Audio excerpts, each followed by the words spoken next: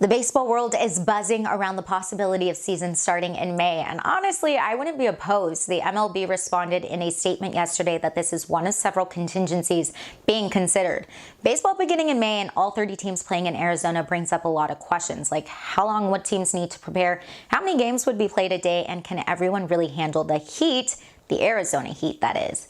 Well, is there any sports we might be able to see this month? UFC might be our saving grace. Dana White is 100% certain that the UFC 249 fight is still happening. While the location for this fight remains undisclosed, White is already thinking ahead, looking into securing an island where he could book fights for international athletes who can't come into the U.S. right now. This obviously follows after Justin Gaethje replaces Khabib, since Khabib faces those travel issues. The Basketball Hall of Fame inductees were announced, and this year's class might be one of the most stacked ones we've seen. NBA legends Tim Duncan and Kevin Garnett were two of the headliners, but it's the late Kobe Bryant that's the special one. His legacy, along with the 7 other inductees, will forever be on display when they are officially inducted on August 29th. Clippers' Patrick Beverley went from 14th seed to favorite to win in the NBA 2K tournament. The quarterfinal round will be broadcast tomorrow on ESPN. Today I'm joined by USC Scoops publisher and head analyst Scott Schrader. Scott, thanks for taking the time to be here.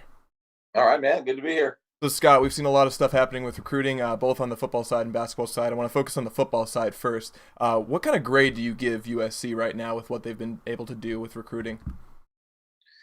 Well, consider all these schools are under the same circumstances, obviously, but under the circumstances, especially, I'm not quite sure what they're possibly doing wrong because, they got a lot of excitement going. They got a lot of guys that are 4 guys maybe left to commit this month. So I don't know what that number would put them up to, but there's a lot of guys that are extremely interested as well. So I would give them, you can't give anybody an A plus, right? So I'll give them an A. And it's really kind of shifted because you think about 2 months ago, the season was ending, and people were really upset with how recruiting was looking. What do you make of this season's class, coming into next year? A lot of people were upset with it, obviously not ranked very high nationally, but a lot of offensive and defensive line talent, which USC really needs. We've talked about this. What do you make of that, and how do you think it's changed so far? Well, I think you talk about the 2020 class, the one that's signed, just signed this year. Yes. Well, there were a lot of failures with that recruiting class. First of all, USC was not going to take they didn't have a lot of spots, so they weren't going to take a lot of skill position players. I mean, there's guys Arizona State got, there's guys that other schools got that were 4-star rated guys that USC could have gotten in this last recruiting class, which would have bumped up their ranking. But the guy where they kind of failed was when you let Justin Flo get away and Elias Ricks gets away and a lot of these really elite guys get away. But that being said, I think this recruiting class is far, they needed offensive linemen because there was kind of a failure recruiting offensive linemen the previous couple of years. So, I think they at least a B plus with their recruiting effort with the offensive linemen. I don't really care what rankings are. I see the kids in person myself, so I'm not relying on Rivals or the other network. And so you have Cortland Ford, who's a left tackle, a guy who's 6'5", 6'6", 320 pounds, extremely athletic and played baseball. I mean, you probably put this guy on the track and let him do something there too. But he was a 3-star rated guy who I'm telling you, it's a first round NFL draft pick. So I think he's closer to a 5-star than he is a 3-star. You have Casey Colliers, another kid from Houston, Texas area. Another guy 6'5", 6'6", wingspan like Tyron Smith, big guy. Not quite sure he's as ready to come in as Cortland Ford. Cortland Ford could actually come in and play next year. I'm not saying he's going to start, but this is a guy who looks like he's prepared, to be able to play. You got Jonah Monheim, who was one of the, he was probably the top lineman on the West Coast. He's a guard or a center. And you have a kid, Caden Stevens from Washington. So you have a lot of big guys. USC was lacking those, and so you couple that with a Tui Pelotu from Lawndale High School, an outside linebacker. He's Marlon's brother. You got Gary Bryant Jr. on campus right now. You got they're not on campus right now, but you know what I mean. They're enrolled. Josh Jackson, Kobe Pepe, defensive tackle, and a kicker in Parker Lewis. So it was a small class. It wasn't not ranked very high, but neither was the 2019 class, which was ranked, I don't know, 17 or 20 after you factor in Brew McCoy and Chris Steele into it. But look at the value they got from that recruiting class. So, you don't have to bring in a bunch of highly rated guys to have a great recruiting class. And Dabo Swinney is proof of that. Not saying he's not getting those guys now, but he built a national championship team on 2- and 3-star guys. I think it's really interesting for USC next year, and especially if you're talking about the 2021 class, it looks pretty solid as of right now. And I know it's early and things do change for better or for worse. But one thing that looks really great is USC basketball right now. The recruiting class for both 20 and 21. What are your thoughts about those? Yeah, this 2020 class. Could you imagine if Zaire Williams commits today and they somehow that'd be pretty wild. Christopher. Also, you're talking. These are the kind of classes Kentucky and North Carolina and those schools get, not USC. But this is what I think this is what USC fans should get used to, though. Maybe can always have those 3 guys with Evan Mobley and whatever. That those 3 guys would be insane. 3 5-stars in one recruiting class for USC, but it's exceptional. These guys are really recruiting really well. I think it's been kind of bubbling with the basketball is that. There's some guys from Southern California who are like, oh, look, let's go to USC. Let's make USC great, win a championship together. So, I think you're starting to feel that with some of the recruits too, football recruits, is that you're like, oh, let's stay home because there's a reason to. The last couple of years, kids were kind of running from USC. And, basketball and football both right now. I think the recruiting effort is an A, at least. So 2021, right, it's building as well for USC. And, there's some really top guys waiting to commit to USC there too. It's fun to watch for me. It really is. I mean, it's a great shift. I mean, we were talking a little bit in the beginning of even the basketball season where it's like, is Andy Enfield the right guy right now? And it comes around to this recruiting and all of this is happening. The same thing with Clay Helton and his staff. Obviously, we've talked about that and the underlying staff there, the big changes there. But it seems like a lot of things, especially for the USC athletic department, are really turning around right now. Yeah. And I think you hit it right there. In the past, there's been some changes, a coach, offensive staff here, defensive staff there, or whatever coach they were trying to add and make things work. The difference now is you have an administration. You have Mike Bone, you've got Brandon Sosa, and you've got some guys in the athletic department now that are extremely capable of doing their jobs. And these guys don't want to lose. And, they're going to do what it takes to win. And I think right there, you get that set, the athletic director and the athletic department. And, now you'll watch everything start working. So they took care of the football program last year. They've given them some staff members. They're making sure they're taken care of. And now the next step is to do that with the basketball program. And they're already recruiting gangbusters before they're doing anything, just it's, USC is the way it was put to me is, we're tired of making it easy for everybody else. And so that's how they're approaching right now.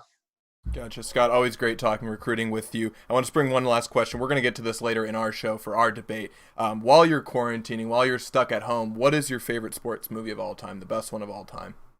Oh, man. Pick one. Can I have 30 seconds to think about it? I can give you a little bit of time.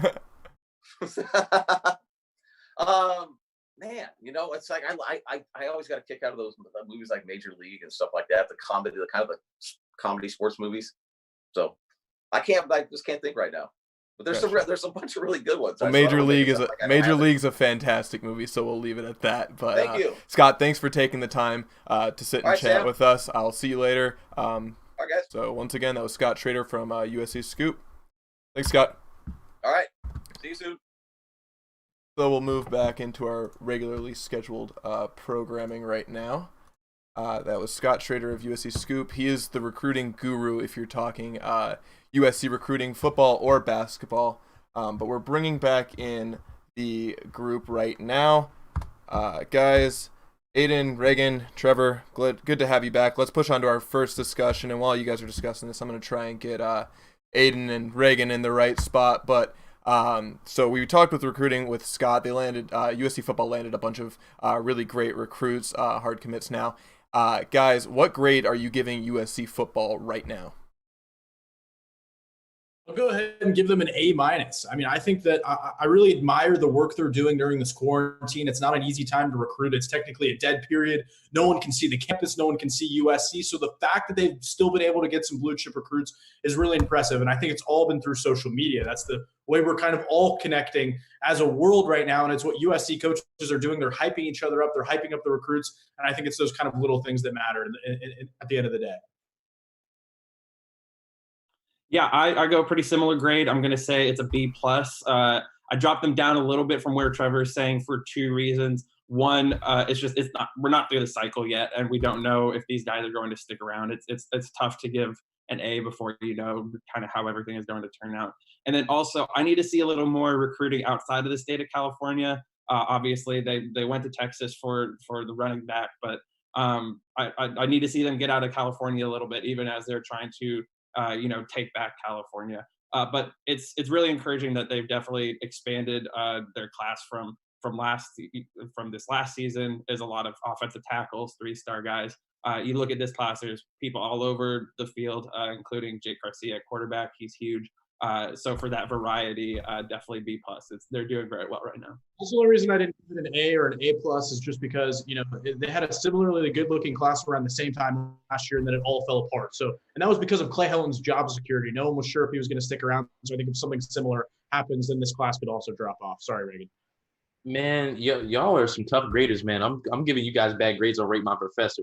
I'm looking at 11th best 2021 class. Check. I'm looking at first best recruiting class in the Pac-12. Check. I'm looking at USC basketball, landed the top recruit in the nation, and you got other top 10 recruits buzzing, potentially coming to SC. I'm giving these guys an A plus, man. Across the board, the improvement in the recruiting across all sports really has just been exceptional. And especially now in these times where there is no way to bring these athletes in and show them exactly what USC has to offer personally, if you're able to establish that sort of connection with guys to have them ready to commit to you and they're not even taking steps on campus, that's remarkable, man. I'm giving these guys an A plus. These football coaches in particular, they made us a promise. They said they're going to come in here and they're going to change recruiting, and they're coming through on that 100%, man. I got to give them all the credit in the world for that. The way I see it is it's really an athletic department changing. We just talked about that with Scott, actually. But the athletic department's changing, and that's the one thing that really needed to happen this year is under Lynn Swann, it just really didn't feel like things were moving. It didn't feel like anyone was kind of, really behind USC, really pushing for USC to succeed, and that USC was in the good hands. You bring in Brandon Sosna and Mike Bone, and it's a complete 180. This defensive coordinating staff is unreal. Like, they are on Twitter like no one else, and I love that. I love the juice they bring. I love the energy they bring, and it's really switching around. Contrast that to the past 2 months where USC basketball was a little bit shaky in the middle of the season, and USC football just ended a not so great season. I think I'm going to give them an A minus just because I think there's still some room to grow, and I want to see them lock in that class right now. But for right now, it looks pretty great. I think it's also interesting kind of seeing, is this the future of recruiting? I mean, this is how you're reaching kids now, is on social media. Now we can't talk to them in person. Are we going to see more of this, being able to get commitments from guys just by talking to them, reaching out to them on Twitter or email or Zoom or however it is? I think it's very interesting, that none of these guys have visited the campus, but they still feel comfortable committing to the program. So I don't know. The fact that they can do that is because like I know, we all attend USC. It's not hard to sell people on USC while they're at USC. So the fact that they're selling them on USC without even taking steps on campus, that's utterly remarkable to me that they're able to accomplish that at such a high rate. And the important thing to me is that they're winning California. That's what they had to do if they wanted to put a great football team together. Year in and year out, you had Oregon coming down and whooping up on USC and UCLA in California, but that's turning around this season. 5 of their 6 recruits so far that are committed in the 2021 class, they're from California, and these are some of the best players in California. That's where you have to win if you're USC, because if you win in California, there's so much talent in that SoCal area. You can put together a top 10 football team in the country just based on the talent alone right there. So the fact that they're winning California is extremely promising. I say this a lot. Palm trees does a lot for recruiting. It did a lot for my recruiting to go to USC. If you tell me there's not going to be snow and there's palm trees and I can go to the beach 365 days a year, I am absolutely there. But I want to push on to our next topic. The MLB recently released some plans that they may be coming back earlier than expected. ESPN's reporting that the MLB could come back as soon as May. Games will be played in Arizona across 10 different stadiums. Players would have to keep distance from each other. There'd be an electronic strike zone to keep the umpires away. And obviously baseball would look a lot different. And this is just speculative stuff right now. But guys, with this tentative plan, do you agree with it? What are your thoughts? Well, it sounds great in theory, and I think what you said there about it being speculative is kind of the key. I don't think it works really in practice for two main reasons. Is one, you're going to need to see a huge increase in the ability to test people and test them quickly for this to be able to happen. And the optics of using all of those tests on MLB players who maybe are not necessarily the target of who is really suffering from this pandemic right now, while other people are going without tests is not great. And then the other thing that I see is you're asking these players and the staffs on all of these teams to be away from their families for an indeterminate amount of time, but probably a long period of time as we're seeing this timeline get expanded out well into the summer. So I don't really think it works in practice, but it's great to think about baseball coming back. The way I look at it is this is all money, money, money. Do you know how much money they're losing off of this? Baseball's biggest revenue is their ticket sales. There's 106, each team has 162 games. That's 81 home games. That is so much money. And I know they're not going to be getting fans in there right now, but what that's going to do is TV rights deals are going to skyrocket. Everything around that, advertisements, everything that has to do with the online or streaming element of it or broadcasting element of it is going to skyrocket in price. They need that money right now, and they're going to do everything they can to try and get back. Much less do they want to delay the season because that runs into the NFL season a lot. If you push it back, they don't want to shorten the season. That's one of the best parts about baseball is how long the season is and how many games there are and how exact it is. You know every team is the best when you get to the playoffs. So I think they have to get back soon, but they got to be cautious when they do this, and they can't jump the gun too quick. I think May is a little bit too ambitious, but we'll have to see. And you got to remember, too, baseball understands the opportunity that's here because they have been losing a lot of traction to the NFL and to the NBA in recent years. Even to MLS, they're a dying brand in America. What used to be America's sport is now dwindling into maybe America's third, possibly even fourth favorite sport. And I think— Are you talking about baseball right now? I'm talking about baseball, yeah. Third or fourth is football. Let's be very upfront. I'm not saying it's the first. Do not get me wrong. I'm not saying it's the first. But third or fourth, come on. Maybe second or third. I would say that NBA has also passed up the MLB in terms of popularity. Point being that maybe with younger demographics, but not the older people. Yeah, you go on Twitter to tell which one is more popular. I feel like I'm okay, boomer. I think it's more. Okay, boomer. I just got boomered by the freshman. No. Point being that I think that they want to get back as quickly as possible to try to alleviate some of that popularity that they're losing right now and try to garner more interest. And I like you said, Aiden, I just don't think it's realistic. I think it puts the players at more risk than they have to be, and it's unrealistic in terms of, like you said, taking them away from their families. It's a hard sell to me to say, hey, man, I need you to come and play baseball in this isolated desert for a few months, away from your family, away from basically everything else that you could possibly consume your time with, except for baseball. No fans, just you and your teammates. There's no appeal in that for me if I'm a player.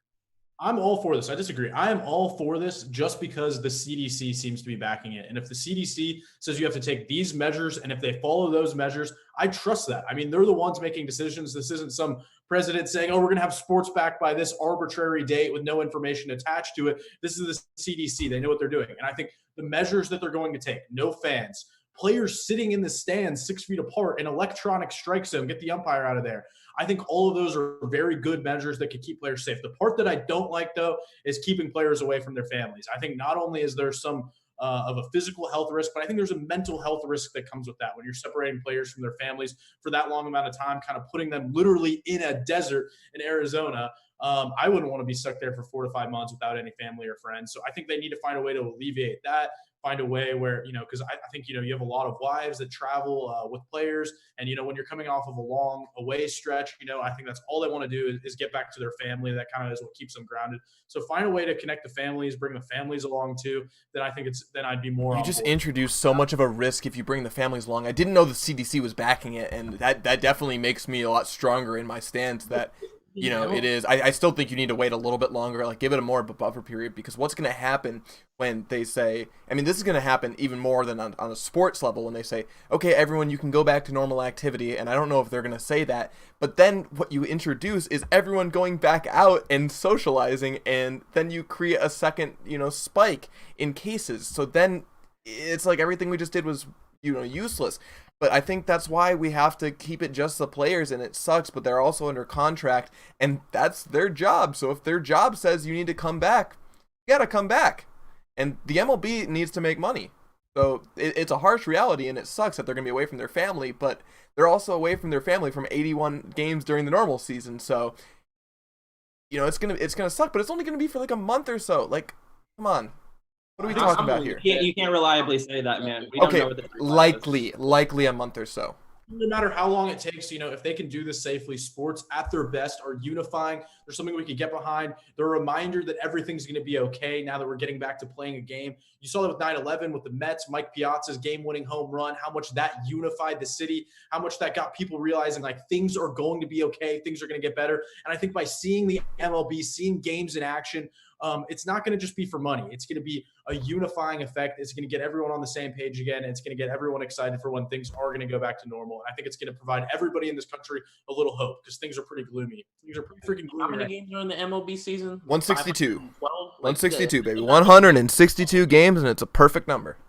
And they're not going to miss a couple. Double headers though, so they could get deep into the hundreds by doing 2 games a day. So the part that worries me is the families being away from the players. I'm not a fan of that. I will totally concede that. But otherwise, I think it could be a good idea if the CDC is backing it. This reminds me a lot of one of my favorite Bruce Lee movies. It's called Enter the Dragon. And what they do, they bring all the greatest martial artists in the world to this deserted island, right? And they have them compete in this tournament to the death. It just feels so dystopian. And the fact that, we're even considering the possibility of this or entertaining this, it just tells us, really the state that we're in right now as a country and as a world, really. Just the fact that we'd have to do something so drastic as to isolate an entire sports league. That's just wild. It's mind blowing to this day, just how real this is how tangibly, real that this situation is. Are you sure that movie you're describing is not The Hunger Games? Because it sounds a lot like The Hunger Games. But while we're on the topic of movies, I want to use this perfect segue onto our next topic. You're going to be locked in home. It is 4 weeks without sports. So for everyone that's in quarantine right now, we want to talk about our favorite sports movie, the best sports movie of all time. I'm going to lead with Reagan. Reagan, best sports movie to watch while you're quarantined. What do you got? 3 words. He got game.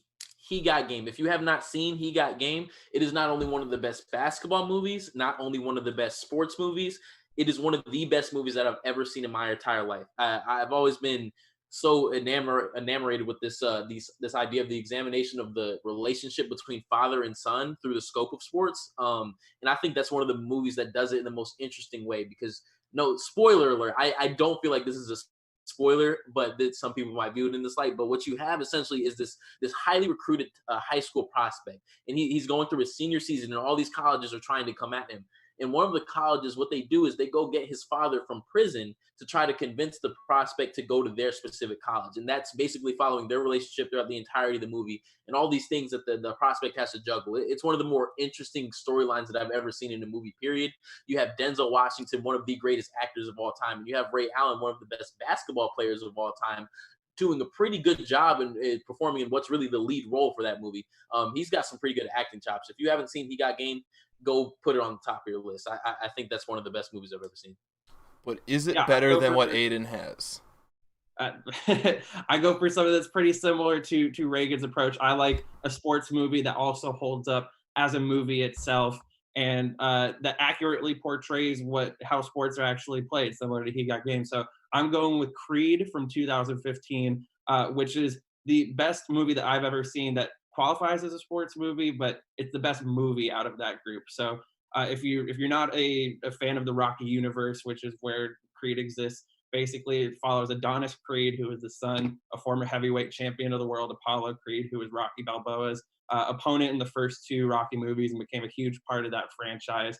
Michael B. Jordan stars as Adonis. He is incredible. He certainly pulls off being a real boxer. All the experts say this movie is the best that we've seen in terms of trying to portray the actual sport of boxing accurately. And that is something that's important for me, as it was important for Reagan in your movie, of being able to actually, qualify as like looking like real sports. But then you also get to the fact that it's just a fantastic movie in general. Ryan Coogler became a star in part because of this movie, which he directed. He is fantastic as a director. He has this long shot where he does like the boxing, he shoots it perfectly. And Michael B. Jordan and Tessa Thompson have great chemistry with each other. Sylvester Stallone gives probably his best performance in the whole Rocky saga that you could say. It's just an A+ all around and fantastic. And guess what? They didn't do too badly in Creed 2 either, even though Ryan Coogler was gone. So watch Creed and then Creed 2 if you'd like.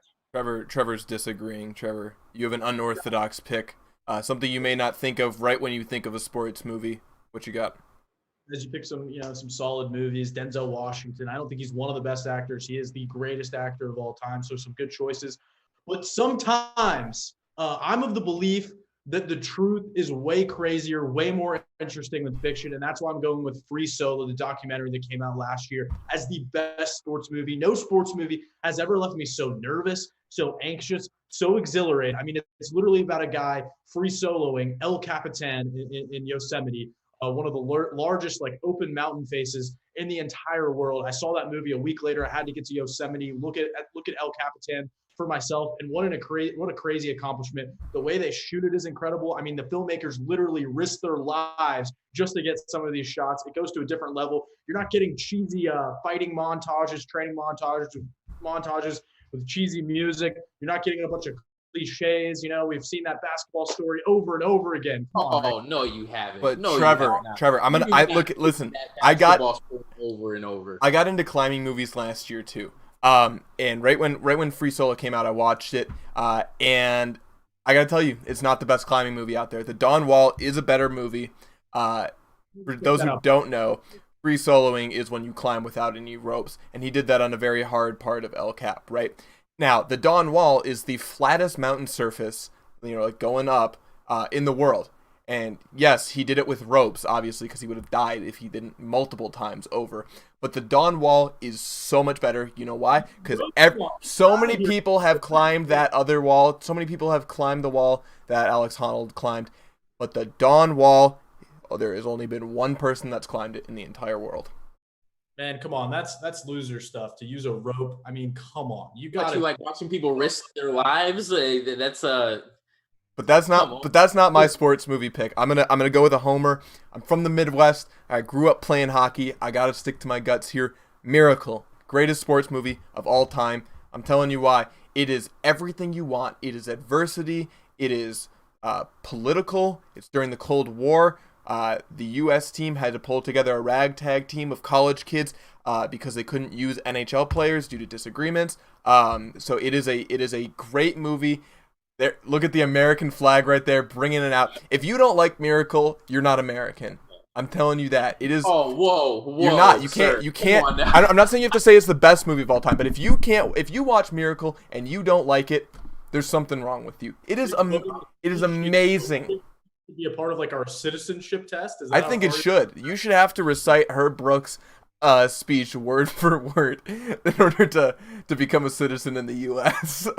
I gotta tell you, if I have to watch one more sports movie where it's a ragtag misfit, but this is a real story. This isn't The Sandlot. This isn't just throwing a bunch of kids together. This one moment where the team comes together. Come on, man. How many? Remember the Titans did that. What's the movie with the little kids and they play baseball? The Sandlot. Sandlot does that. The Mighty Ducks does that. Coach Carter does that. But those most of those are made up stories that are just feel good stories. This is real. People did it. Al Michaels on the call. Do you believe in miracles? Yes. How can you not like Al Michaels on the call in Lake Placid? It's amazing. If you're gonna go Cold War movies, though, I'm gonna have to disagree that it is the most representative of a Cold War, because Rocky IV, I mean, Rocky ended the Cold War just by beating up Ivan Drago. He won it with a boxing match. Come on, man, that's epic. That's huge scale thing. That's heroic performance right there. It's not a whole team. It's one guy ending the Cold War. Miracle would probably be my number 2. Reagan, have you really never seen Miracle? I mean, it's a freaking it's American classic. I've never seen Miracle. You gotta watch. As soon as I saw a hockey puck, I was out of there. Come on, man. It's on Disney Plus. In between watching Hannah Montana and Wizards of Waverly Place, you need to give it a look. All right. Roasting the freshman once again. I'm 19, man. I don't. I'm more of a what do they call it? I'm more of a what's the movie with the I don't know. I don't. It seems like you're not a guy of it. It doesn't seem like you're very convincing. Yeah, that's my. All right, I want to push on to our recurring segment, our weekly segment, The Kitchen. We are serving up hot takes every week. Everyone's coming with a hot take. Can be about anything you want: sports, culture, pro sports, college sports, high school sports, pee-wee sports, esports. I don't know. I had an esports take last week, but no esports this week. I want to get into my first take, or my take for this week. I'm sticking with something closer to home. Back in my home state of Michigan, grew up a Wolverines fan. My hot take for this week is that UMich needs to move on from Jim Harbaugh. It's just not working. There's not a marquee win on his resume. He's a solid coach, but he ain't it. We need more. University of Michigan needs more than Jim Harbaugh. They need to beat Ohio State. Don't even come talking to me about that Notre Dame game as a marquee win on his resume. Notre Dame was not a great team. He hasn't beaten Ohio State in the years that he's been there. I'm done with it. Move on.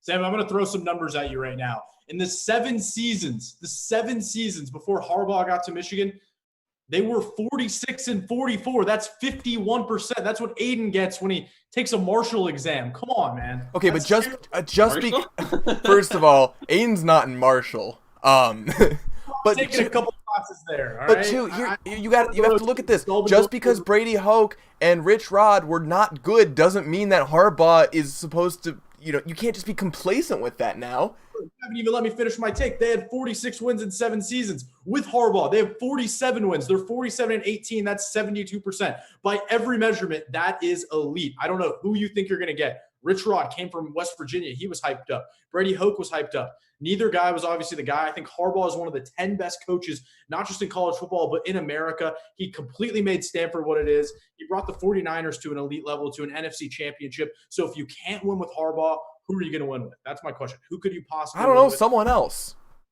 If you want the de facto answer, bring in Urban Meyer, for God's sake, because that's what everyone at USC just says when they want to solve all their problems. Well, I got to disagree with you too, Sam. I got to disagree with you too. You say Jim Harbaugh does not have a marquee win. He hasn't beaten Ohio State, but he got screwed out of doesn't matter. The win from Ohio State in 2016. The improper ball placement on the JT Barrett run at the end, that should not have been a first down. And Michigan was the better team that day, and they were going to win that game. They had a lot of chances. They had a lot of chances to win that game, and they didn't. In the college football playoff, and that is enough to for a coach to stick around wherever he wants for however long he wants. And that team was led by Jim Harbaugh. That was a great team, and I think that's a more accurate portrayal of his coaching than you saying, "Oh, well, they lose to Ohio State every year." They do. Can they need to win. That's your rival. You need to beat. Imagine if USC lost to Notre Dame every year in the past. Oh wait, they have, and everyone wants Clay Helton fired, but no one wants Jim Harbaugh fired. Hello. One of my favorite quotes, and this is something I came up with, but if you settle for average because you fear mediocrity, you will never achieve greatness. I think that's what Michigan is doing right now with Jim Harbaugh, because they are better than they have been in the past. But because they fear going back to that point where they were, they don't want to take the next step and really trying to achieve what they want to do. These 4 loss seasons, they're fine. It's better than what they were. But if you want to start competing for national championships, clearly Jim Harbaugh is not going to get you to that point. He has shown no strides. Where's the improvement been from day one to where they are now in terms of what Jim Harbaugh has been able to accomplish at Michigan? They've been at the exact same spot the entire time. And if you're cool with staying at that spot, fine, make that decision to keep Harbaugh. But if you want to ascend and achieve that highest pinnacle, you got to go somewhere else with it. I agree with you, Sam. Thank you. You I said that appreciate that. I want to push on. I'm sorry, Trevor. I'm going to cut you off. I want to push on to our next hot take. At Stanford, of all places. Of course he could bring Michigan to the next level. The recruiting fine right now. I think he's the best possible option for the Wolverines. I don't know who else you think is going to magically come in. You couldn't bring in like PJ Fleck, and then suddenly Michigan's a national championship contender. Oh, you absolutely could. We're not. Do not even start me on PJ Fleck right now. I will take this entire show on a tangent. But I want to push on to Reagan's. I appreciate you constantly disagreeing with me about everything. I hope we can disagree when it comes around to your hot take, whatever it is. Reagan, give me yours real quick. Before I go, I got to put on my hot take shades real quick. Oh, yeah, something like. Now, I want you they're to not a good look for you, just like it's a good look for you. You know what? I don't care how good of a look it is because it's not going to be a good look for you in about 5 minutes, Aiden. All right, we'll see. We'll see. You, as a Boston fan, I'm attacking you personally because Bill Russell, and hear me on this and hear me loud and clear, is the most overrated player in NBA history. Now, I'm not saying he wasn't a winner because he was probably the greatest winner in all of sports. But in terms of his basketball ability, Bill Russell is not anywhere near or shouldn't be anywhere near touching the top 10.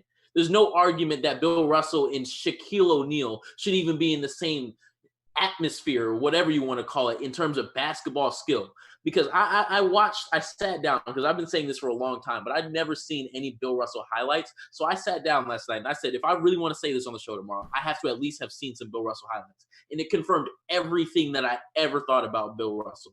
What I saw was about 10 minutes of rebounding and laying the ball up.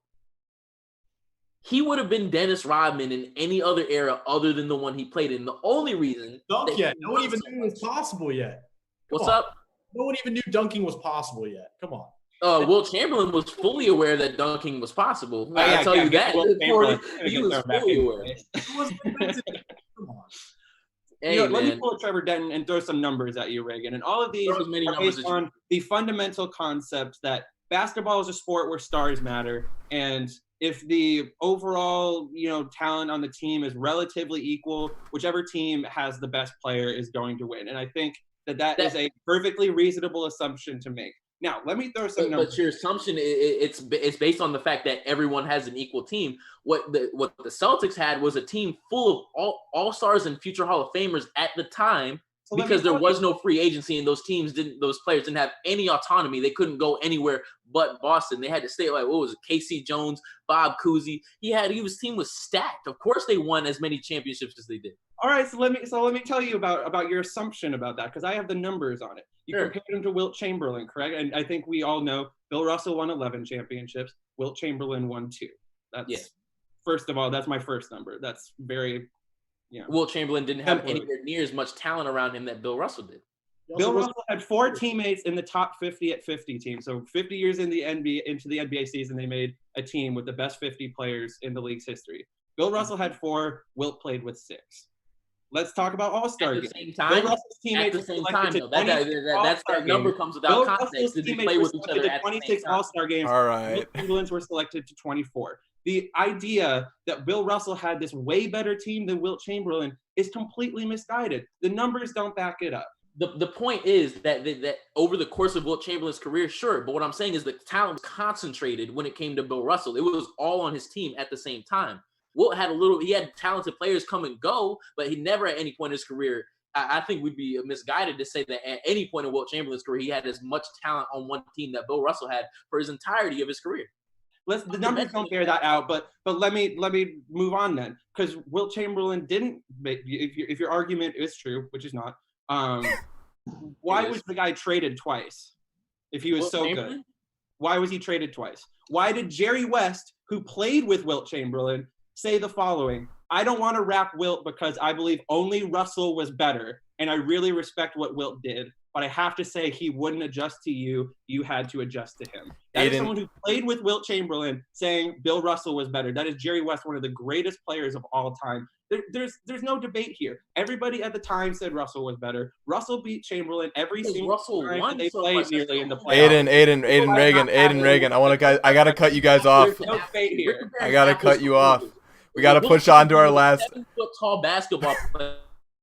8-inch vertical, There's could no run under motivator. 11 seconds in the 100-yard dash. Bill Russell has nowhere near those level of athletic intangibles. And matter of fact, do you know what the NBA record is for most rebounds in the game? Because Bill Russell's like the rebound guy, right? That's what he's known for. Most No, I wouldn't say the that. record for most rebounds in a game is held by Wilt Chamberlain, 55. Ask me who the center was that he got those 55 rebounds. Against Bill Russell. I wonder who Bill won. Russell. Won the game. It was probably Bill Russell because he was 84 and 58 against Wilt Chamberlain in his career. What? All right, I'm gonna wrap you guys there. There's finally a break in the action. Jeez, please settle this after in like in an alley. Gee, I never knew one hot take could get so hot. But while we're on the topic, we have some viewers watching right now. Guys, leave your hot takes in the comments on this on Twitter or on YouTube. Tell us what your favorite sports movie is. We'll debate it if we think it's worth it. But I want to push on for our next hot take. Aiden, you have a hot take. What do you got for us? I'm feeling pretty hot right now. I'm feeling pretty hot, so I have to take it down a little bit, bring it back to something that we all know and love. 1960s basketball. 1950s at that. I'm going to bring it back to something that we all know and love, which is USC football. And my hot take is that Michael Pittman Jr. will be the third best wide receiver from this stacked 2020 wide receiver class. And here's why I say this. Michael Pittman Jr., outside of CeeDee Lamb and Jerry Jeudy, who are two of the most complete receivers to come into the league, two of the most talented receivers to come into the league in a while, Michael Pittman Jr. is the most complete wide receiver out of all of the rest of the players. He doesn't maybe have the high-end talent like Henry Ruggs or like Ruggs' speed or Jalen Reagor's speed or any of those guys. He maybe doesn't have those athletic measurables, but there are no holes in this guy's game from what I could see. He's a great jump ball receiver. He has probably the best hands in the entire class. I don't see this. You don't see this guy drop any passes, and that's something that draft analysts have definitely brought up too. He's a good route runner. You know, he's not on the Jerry Jeudy level, but he can definitely separate. He knows what he's doing. He knows how to sell his fakes and all of that. And the guy is just tough as nails. I mean, he's one of the best run blockers. He's going to contribute on special teams. I don't really see any holes in his game. And when you consider other guys like Ruggs, you know, he's very thin. I see him having some durability issues in the league. I think Justin Jefferson, as much as I like his skill set, he projects to be solely a slot receiver. I don't think he can go outside and win like Pittman can. Pittman can go anywhere on the field. So that's why I go Pittman, third best receiver out of this stacked class. I 100% think Ruggs is going to be a bust. We've seen that a lot with a lot of those speedy receivers where they don't hold up in the NFL. I agree with you there. Pittman, maybe third, maybe fourth. I think he's going to be a unique receiver in this class. I've said this 100 million times. He is a different receiver from everyone else in this class. And I don't know if that's good or bad, but he's different. And I think some teams are going to see that. And I think he could go in the draft a lot higher than a lot of people are projecting. He's a strong guy. He's a big go up and get it. And on top of that, he's a great guy. He's going to work hard. He's going to be that guy you want on your team too. I really think he could be a great player. Aiden, I'm gonna agree with you on like 80%. I agree with you.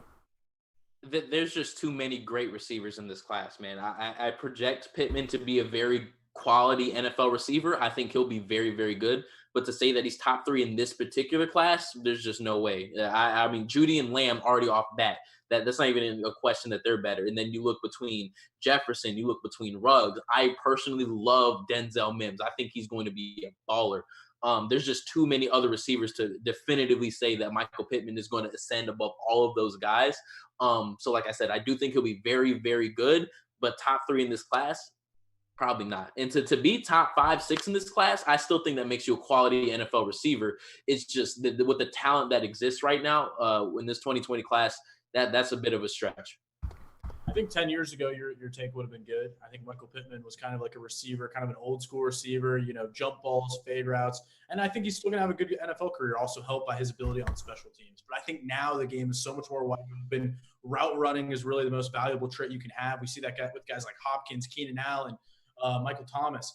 These guys are great route runners. They're quick on their feet. And I think that really favors guys like Justin Jefferson, who I think is the best receiver in this class. He was the most productive out of all these guys that we're mentioning at LSU. What? He kind of routes. He runs routes very improvisationally. I think that's where the NFL is heading with some of the scramblers we have. He has an innate ability to get open, even when there's a lot of pressure. Judy was in a perfect situation with Tua and a great offensive line. And he had some drop issues. I think CeeDee Lamb's got some speed issues, some route running issues. Justin Jefferson's my number one.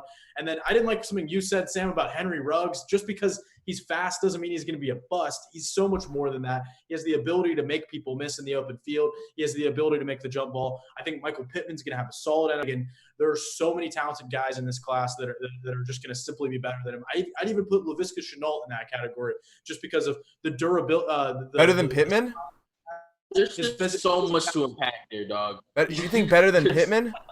I think Laviska is a better prospect than Pittman. I don't think that's a hot take at all. He's a more physical. This is supposed to be my hot take segment. I mean, one, Chenault ran like a 4.58 40. He's one of the slower dudes in this class. I think that already knocks him down the totem pole. Two, I appreciate that you agree with me on my take with Pittman, but Lord have mercy, we have to talk about the fact that you just said Justin Jefferson is the best receiver in this class. We're not going to talk about that because we're running out of time, and I need Trevor to give me his hot take. I'm sorry, I don't make the rules. I'm the producer. So I want to push on. Yeah. So wait, actually, you know what? I do make the rules. I am the producer. So I want to push on to Trevor's hot take. Trevor, you also have a USC football. You also have a USC football take for us. What do you got? First of all, Justin Jefferson had 14 catches for Stop. 200. If you say Justin Jefferson one more time, I'm gonna. We're just forgetting about it. We're conveniently forgetting about. He's the best receiver on his team, man. Come on. All right. Well, even if he wasn't, then Jamar Chase and Justin Jefferson are the two best receivers in the country this year. So no problem there. But anyways, I'm gonna bring it back to USC football and talk about Keaton Slovis. I think he's gonna throw for 5,000 yards this year, which would shatter any USC record. If you look at quarterbacks in their second year in the air raid system, so many of them have thrown for 5,000 yards. Graham Harrell did it at Texas Tech in his second year as a starter. Patrick Mahomes did it. Case Keenum did it at Houston. I think the same trend you're going to see for Keaton Slovis. He already threw for 3,500 last year in his first year in the system.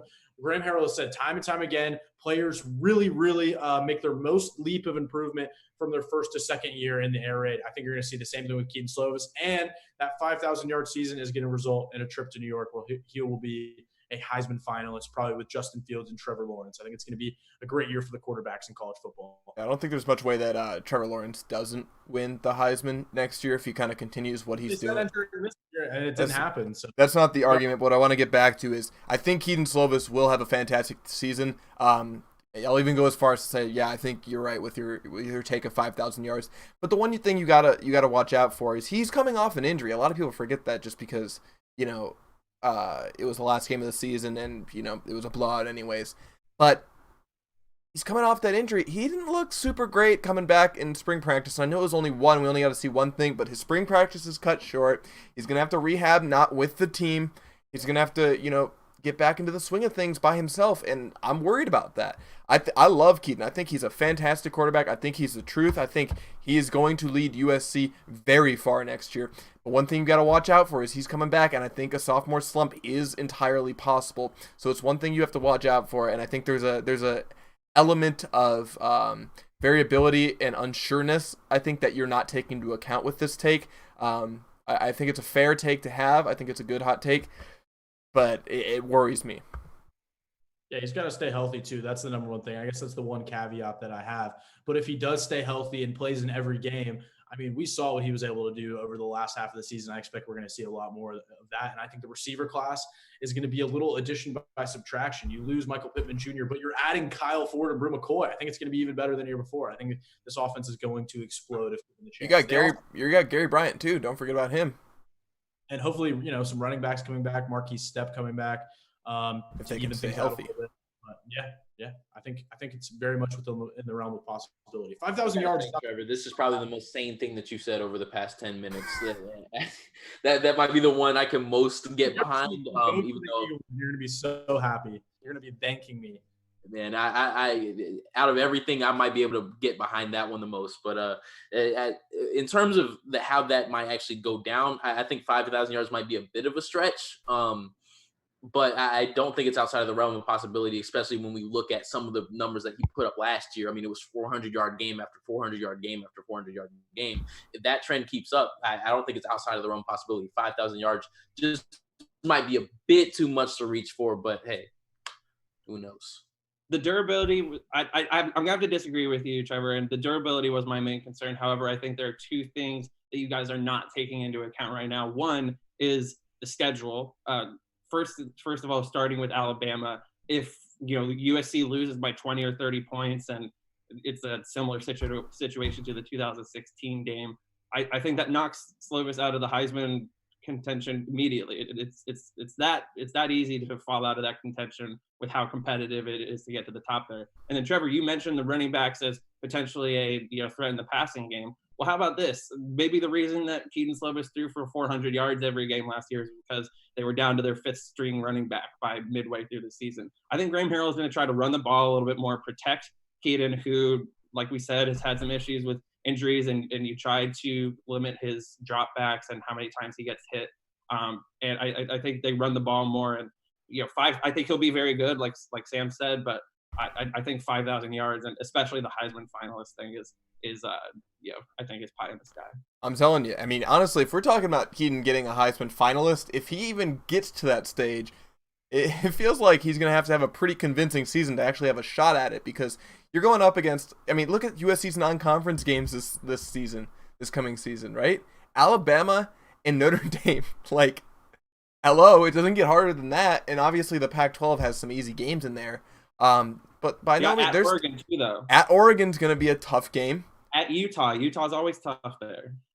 It's at Utah this year. Oh boy, that could be a fun one.